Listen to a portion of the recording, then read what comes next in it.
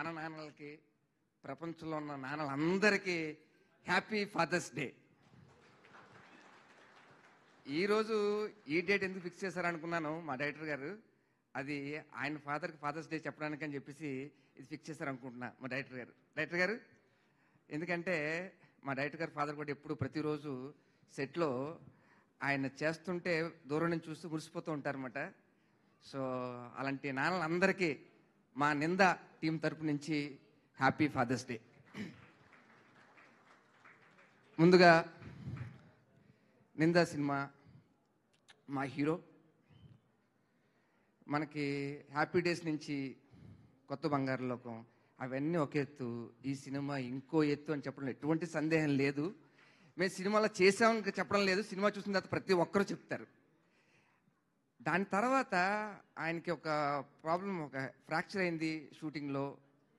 As a ఫిజియోథెరపిస్ట్గా నాకు తెలుసు అది ఎంత ప్రాబ్లం. అది మేము జనరల్గా అటువంటి టైంలో రెస్ట్ తీసుకోమని చెప్తాం, కానీ వరుణ్ బ్రో అవన్నీ కాకుండా ఒక చిన్న సినిమా చేస్తున్నప్పుడు దాంట్లో వచ్చే లోటుపాట్లు తెలిసిన వ్యక్తిగా కాదండి షూట్ చేద్దామని చెప్పేసి అదే స్టిక్తో వచ్చి చేస్తుంటే మా అందరికి చాలా పెయిన్ వేసేది.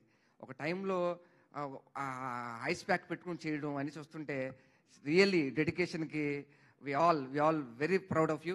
ఇవంతా నింద రిలీజ్ అయిన తర్వాత, సక్సెస్ అయిన తర్వాత మీరు ఫీల్ అవుతారు. మీరు మా డైరెక్టర్ గారి గురించి చెప్పాలి.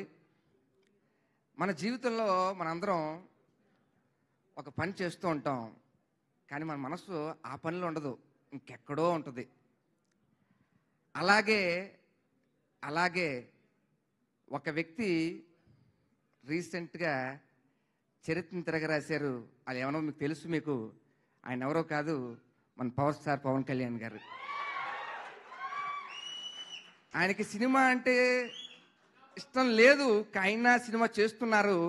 కానీ ఆయన ఇష్టం ప్రజాసేవ. అలాంటి ఎంతోమంది ఆయనకి ఇన్స్పిరేషన్. అలాంటి ఇంకొక వ్యక్తే మా డైరెక్టర్ గారు. ఎందుకన్నానంటే ఆయన బ్యాక్గ్రౌండ్ నాకు తెలీదు. ఆయన వచ్చి కథ చెప్పినప్పుడు, ఆయన నాతో వచ్చి చెప్పినప్పుడు నేను బడ్డింగ్ ఇలాగండి డైరెక్టర్ అండి, ఫస్ట్ సినిమా అండి అని అన్నారు. కానీ ఆయన యుఎస్లో ఎంతోమంది తెల్లవాళ్ళకే ఆయన మేనేజర్. ఆయన అంత పెద్ద పొజిషన్లో ఉండి కూడా ఆయనకి అది సంతృప్తి ఇవ్వలే. సినిమా అంటే ప్రాణం. అక్కడి నుంచి ఇక్కడికి వచ్చి సినిమా చేశారు.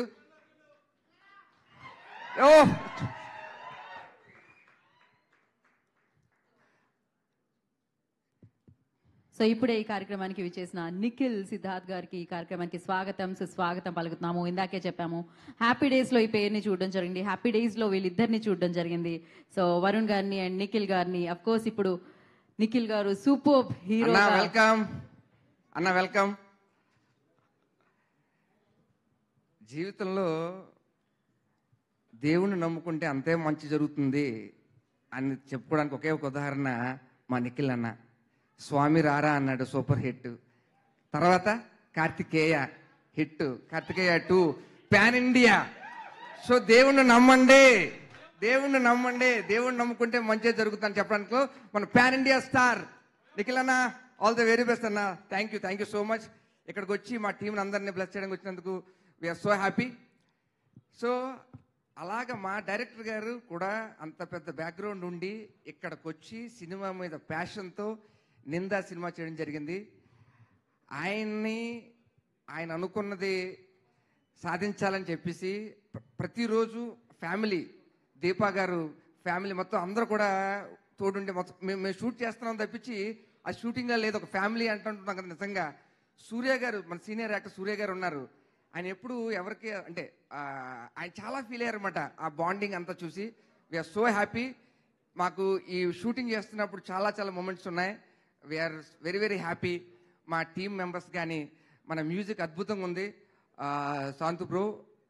శాంతు అనకన్నా ఓంకార్ అంటే బెస్ట్ ఏమో. ఓంకార్ నల్ల నుంచి సూపర్ నుంచి మ్యూజిక్. నమ్మ రమేష్ బాయ్ వెరీ గుడ్, వెరీ హ్యాపీ మీతో వర్క్ చేయడం. ఎడిటర్ గారికి, అనిల్ గారికి, ప్రతి ఒక్కరికి, టీంలో ఉన్న ప్రతి ఒక్కరికి కూడా కంగ్రాచ్యులేషన్ అడ్వాన్స్గా చెప్తున్నా. లాస్ట్ అండ్ లీస్ట్గా చెప్తున్నా, మన ఇందాక లిరిక్స్లో మీరు అందరూ అబ్జర్వ్ చేశారు లేదో, ఒక లిరిక్ ఉంది దీంట్లో,